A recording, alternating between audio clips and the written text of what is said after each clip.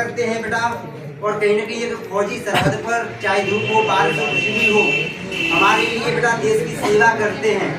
तो प्यारे बच्चों, मैं उनके लिए कहना चाहूँगा, एक देशभक्त फौजी है जिसने मरने से पहले अपनी पंक्तियों को प्रस्तुत किया है, जिसने मरने से पहले अपनी पंक्तियों को कहीं ना कहीं प्रस्तुत किया है। और वो पंक्तियाँ मैं आपके सामने प्रस्तुत करूँगा। हो सकता है कि आपको बहुत ही प्यारी लगे, अच्छी लगे, तो समझिएगा। एक फौजी ये कहता है, बेटा अब उसे ये पता है कि मैं मरने वाला हूँ, अब मैं बचने वाला नहीं हूँ। तो वो अपनी पंक्तियों को प्रस्तुत करते हैं।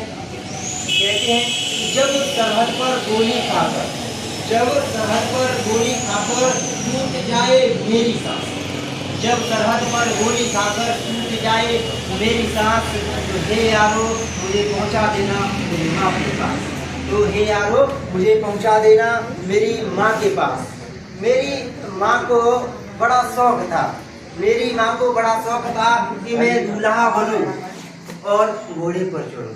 मेरी बूढ़ी माँ को बड़ा शौक था कि मैं दूल्हा बनूं और घोड़े पर चढ़ूं। तो हे यारो ऐसा ही करना, तो हे यारो ऐसा ही करना, मुझे घोड़े पर चढ़ाना और पूरे गाँव में मुझे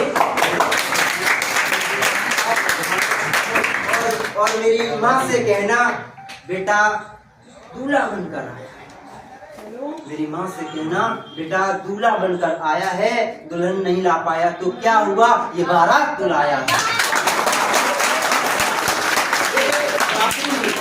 मेरे बापूजी पुराने फौजी, बड़े मनभोजी, जो कहते थे एक दिन तिरंगे को लहराना बेटा, या एक दिन तिरंगे में लिपट कर आना। उनसे कहना, मैंने पीठ नहीं दिखाई और आखिरी गोली भी सीने पर।